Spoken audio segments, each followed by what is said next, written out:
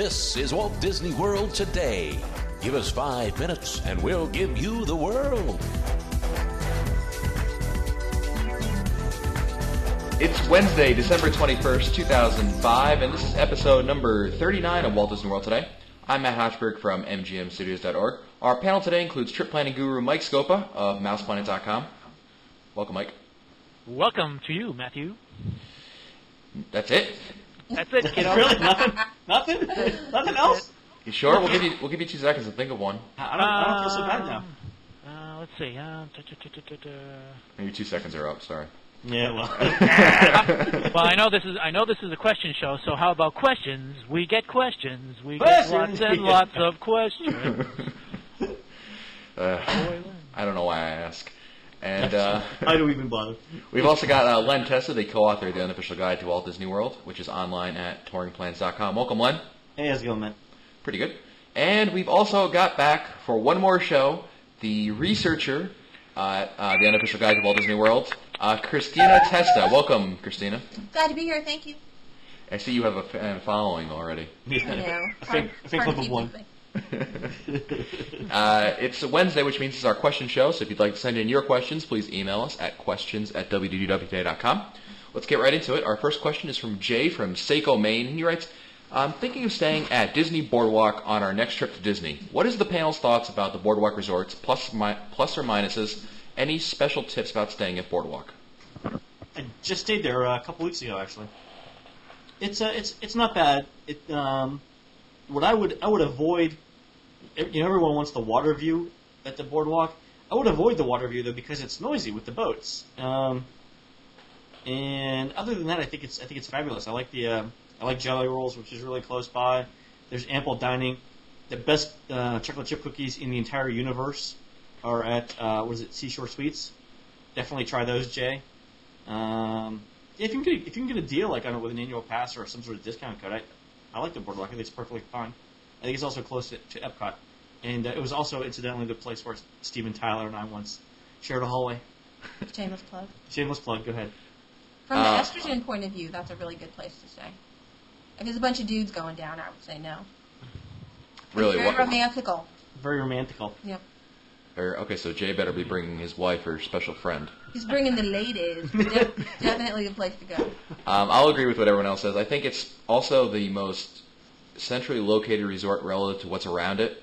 You've got Epcot on one end of the Boardwalk. You can walk to MGM, which is about a 10-minute walk on a path. You've got the Boardwalk resort, the little area with the shops, the ESPN zone. There's a few restaurants over there. So I love it. I think it's something great. And certainly if you want a great deal on it, you may also consider looking at buying Disney Vacation Club points from an existing owner. Yeah, and you can really save some money there and get a deal on that. Mike, any thoughts? Well, I wanted to echo your point, Matt, on it being centrally located. I think that it's a major point to be able to leave your resort and just walk to either Epcot or MGM. And I also like the jogging area around there. I think that it's a great place if you want to run in the morning. It's just great. You can actually run to MGM and run back. You can run to Epcot and run back. You can run around Stormalong Bay, if they still call that Stormalong Bay. It's very, very centrally located. You're right there for restaurants. Probably a really good place for somebody going for the first time because it gives them a real handle as to where they're located within the entire Walt Disney World Resort and gives them a perspective of where they need to go to visit any specific point within the entire resort. So, yeah, it's pretty good. Yeah, definitely try the chocolate chip cookies at the bakery, though. Around the corner from Flying Fish. Our next question comes from Tom Bodner, and he asks, have they started to redo the Tarzan Rock show at Animal Kingdom? I have heard that Tarzan Rock's pavilion stage was going to be enclosed for the next attraction or show there, kind of like how the Lion King stage was. Have they started that work yet? Whoa. Latest I heard was that they are going to actually tear down that, they were going to tear it down and they were going to rebuild that entire theater. I keep getting different versions of this. Tarzan Rocks is going away sometime in late January. and I believe a Nemo show is going in there in its place. Yeah, I heard Nemo too. The performers have been as well earlier this year. The performers were all polled to see which performers were willing to move on to. Where is it? Is it in Tokyo that the next one is that they're building? Really? Is it Tokyo? Yeah, they were. A lot of them were asked, well, do you want to go with the show, or do you want to look for another job? So. Would you like to leave the country or find another job? Yeah, exactly. Here are your two choices. What's your poison? So I don't know what the latest is on that. I do know that it's probably got about maybe another 5 or 6 weeks to go. Peggy Randall from Watertown, New York writes, on another website I saw a family picture in a Nemo theme. I think it was one where you pose against a green screen, then when the picture is developed, they have put the characters around you somehow. Do you know where this is done? Is it on Disney property? I went down 2 weeks ago and did stickers at Pizza Planet and MGM across from the Muppets, and it's like $5, and you get a full sheet of stickers, very, very tiny stickers, and you can add your images around your head, and I think there were like 10 choices, and then when you leave Space Mountain at the arcade area to the right, it's the same thing, $5, and you get a picture, and it has several different backgrounds. So that's 2 places I've actually done it in the last couple weeks. Yeah, I think it's also at Exposition Hall in the Magic Kingdom. They do these sorts of things also at the Dark Room at the Disney MGM Studios, Right. as well as at the end of the Backlot Tour and the AFI Showcase.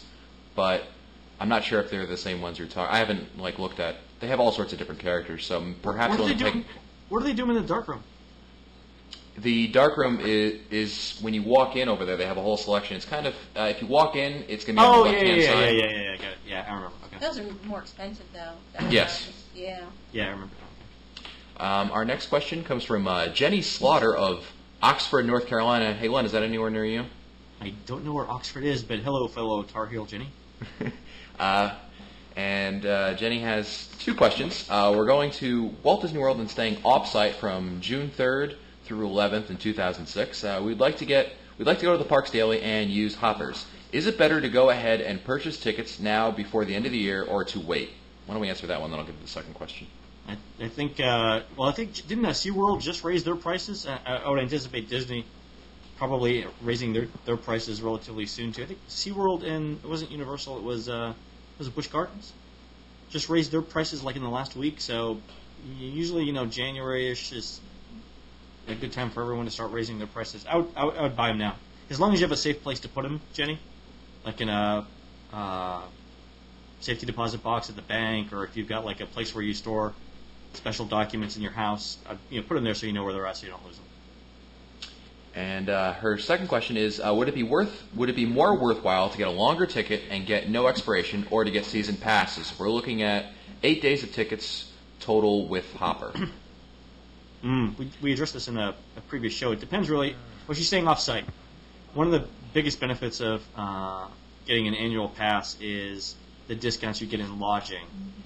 So unless you plan to go on another trip later on in the year, I think the break-even point for your trip would be more like 10 days out. Mike, what do you recall on the break-even for staying off-site? If you're staying on-site, then it's almost a no-brainer. Yeah, we talked about this, I think, with Chris Carlson, who wrote Disney on a Dime. I think that we were trying to pinpoint what the break-even point was, and I agree that it used to be 8 days, but now I believe it's 10 days, and that justifies the cost of an annual pass. There's so much that you can gain from the annual pass. Just a couple of weeks ago, and I was surprised that the parking lot was it $8 or $9 to park now in the $9 now, yeah. Mm-hmm. Yeah, so I mean, if you have an annual pass, that's $9 per day, right there. There are so many things that I think that when it comes down to making that choice, you really need to sit down, make 2 columns on a piece of paper, write the pros and cons of getting a Magic Your Way pass that's an 8-day pass versus an annual pass, and just take a look and try to figure out exactly what your itinerary is going to be, what your eating habits are going to be, what kind of discounts you can realize with the annual pass, and then and only then, you as an individual can determine what's best for you. It's really, really difficult to just make a blanket statement and say, hey, everybody, get an annual pass. Yeah. Very hard. Well, yeah, one of the things we have on the website, on touringplans.com, is a least expensive ticket calculator. that if you enter in everything you're going to do, like with theme parks, water parks, and all your other extracurricular activities, and tell us how many adults and how many children are going, we'll actually tell you the least expensive tickets to buy that'll accomplish everything you want. And if an annual pass is the best option, we'll tell you that too. But the annual pass thing really depends, like Mike said, on lodging and other stuff. So I'll be sure to put a link in the show notes to that one. yeah, cool. Our next question comes from Josh Nelson and family. And Josh writes, we live 15 minutes from Disneyland in California and have annual passes there, so my tendency may be to skip some of the rides and attractions that we've been to at Disneyland as they tend to appear similar. Are there any that you would say are truly a different experience than Disneyland that we shouldn't miss? At Disneyland or at Disney World? Well, I think the question is what attractions that exist in both Disney World and Disneyland. This person's coming from Disneyland to Disney World, wants to know what's worth riding, even if he's maybe ridden it before in Disneyland. Well, I remember earlier this year being in one of the parks with people who lived out in Anaheim, and they told me that one of the things they really enjoyed was Fantasmic, because in Disneyland, I believe you're standing for Fantasmic in New Orleans Square when you're watching it, and in MGM Studios, of course, you're sitting down. So that was something that they said it was so much better out here in Walt Disney World, on the East Coast than it was out here in New Hampshire. In New Hampshire, right. So that was something. I think, though, that when you talk about pirates and when you talk about Pirates or Small World, I don't think that that Walt Disney World's versions really compare favorably to Disneyland's. Disneyland's are much more on a grander scale than Walt Disney World. Those are the things that stand out in my mind. Yeah, I mean, I would agree. I would say, if the ride originated in Disneyland, it's better in Disneyland. If the ride originated in Walt Disney World, it's probably better in Walt Disney World. That's a good point. Yeah. So Josh, if that's your, if you want to use that as a general rule of thumb, I mean, I think I've been on Pirates in both parks, and Pirates at Disneyland is way better, and Pirates in Walt Disney World is top 3 in all of my attractions in Walt Disney World. It's the ride I go on every time I'm there, so I love it. That being said, it's not as good as the one at Disneyland. I think Space Mountain's better in Disneyland. Haunted Mansion, I could take it or leave it either one. Disney World might be a little bit better. Yeah, but I think as a general rule, with the park that it originated at, probably has the best one. Our next question comes from a fan down under, Mark of Sydney, Australia, and he writes, love the podcast. I'm getting married on the 18th of February next year. Congratulations, Mark. And was planning on taking my new wife to Walt Disney World. I saw at the touringplans.com Best Days calendar that from the February 19th, things seem to be really busy. Is this accurate? It is accurate. It's President's Day and President's Day weekend. So our predictions for 2006 are based on what we actually observed in the parks in 2005. And I believe for that it was something like 90-minute waits, worst case scenario, at the headliner attractions at the Magic Kingdom, Mark. So if you're familiar with the holiday, the U.S. President's Day holiday, that's why it's going to be busy that entire week. But your second question, is it accurate? Yeah, the Best Days calendar is generally, the wait time estimates are generally plus or minus 8 minutes from what we're predicting. So for all of 2005, on average, if we say a peak wait time is going to be 65 to 74 minutes, it's usually in the 57 to 82 range. So it's the most accurate thing out there. Think of it as a really good prediction, not a promise. Great. Congratulations, Stu. Yeah. I'm sure this is right up Christina's alley. This next question is from Catherine. She says, I've heard that honeymooning couples receive special treatment at the World if they make the occasion known. Any suggestions other than the bride and groom Mickey hats on how to make the most of our honeymoon in March? Please don't wear the stupid hat. We make fun of you. My God. As long as they let it, I would try to find a friendly. March is not exceptionally busy. Spring break. Spring break's in April this year. All right. Well, college spring break will be in March. But from my brother, my younger brother, actually got married down there a couple years ago, and they wore the dumb hats a few minutes, but they got the best treatment and the best little perks when they just told people that, hey, we're on our honeymoon, didn't ask for anything, and they got upgraded to a better room, they had treats in their room. They got free pictures with Mickey. I think they got better seating at the California Grill. Just little things, just letting people know. But I don't know that I would wear the hat. There are a lot of really romantic things to do in Disney World that, in my opinion, the guide doesn't necessarily go into a whole lot of detail on. But if you've met Bob, you know why. Love you. Yeah, definitely mention whenever you're making priority seating reservations, Catherine, or when you're making your resort reservation, that it's your honeymoon. And then, too, when you're checking in, because a lot of times, isn't that a vendor that makes the reservations? No, it's Disney. It is? Okay. A lot of times that doesn't make it to the They should front know. desk. Yeah, it doesn't hurt to repeat it, though. Absolutely. I'm gonna need Mike's help again on pronouncing this town in Wisconsin. Wauwatosa, is that right, Mike? Wauwatosa. Wauwatosa. Which car talk guys are from? They're from Massachusetts. Okay. But close. Wisconsin's like real Same close. thing. We're in the same hemisphere. Both in North America. So yeah, good. Todd Enger writes, did the Haunted Mansion and It's a Small World ever get holiday themes at Walt Disney World like they do at Disneyland? Well, was it last year? This is a little thorn in my side. I think it was last year that the lovely Len Tester and I had the opportunity to review Stitch, and we found out later on, So Stitch Escapes, we found out that because of a management decision that, and I forget what they call the when they transition the Haunted Mansion into the Nightmare Before Christmas. What do they call that, Len? Do you remember? no, it's like a rehab. mistake? But yeah, no, it's really nice. They have a special name for that, but they decided that they could not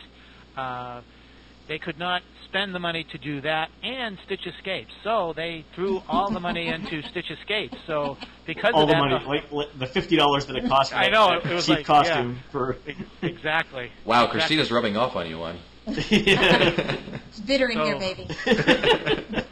So I don't believe that Small World will ever get some kind of a holiday decor, but I'm hoping that sometime soon we see in the Magic Kingdom they will change the Haunted Mansion. One of the problems of doing that is that I believe they'd have to close the attraction down, probably for the entire month of September to do that. An entire month, also, really? I believe How long so. is it Len. closed for in Disneyland? It's not closed for an entire month, is it? I think it's. I can find out, but I'm pretty sure it's closed for a couple of weeks. Well, in Disneyland, they already have all the stuff in there. They know how to do it. At Disney World, they'd have to do it for the first time. Yeah. I mean, if it was a choice between that and Stitch, I think we might want to rethink that decision again. Oh, Jesus. man, too late. I think that you won't see Stitch by the end of 2008, but we'll see. Well, that's it for us today. This has been episode number 39 of Walt Disney World Today. Again, I'd like to thank Christina Testa for being on the show. Thank you. And be sure to visit the Walt Disney World Today website at www.wdwtoday.com for the show notes, as well as the ability to send us all of your comments about this wonderful podcast. And if you'd like to email us your questions, of course, that's all we do on Wednesdays is answer your questions. So email us at questions@wdwtoday.com. As always, you can look for our new shows on Mondays, Wednesdays, and Fridays of every week. For Len Testa, Mike Scopa, and Mike Newell, I'm Matt Hochberg. We'll see you on the next show.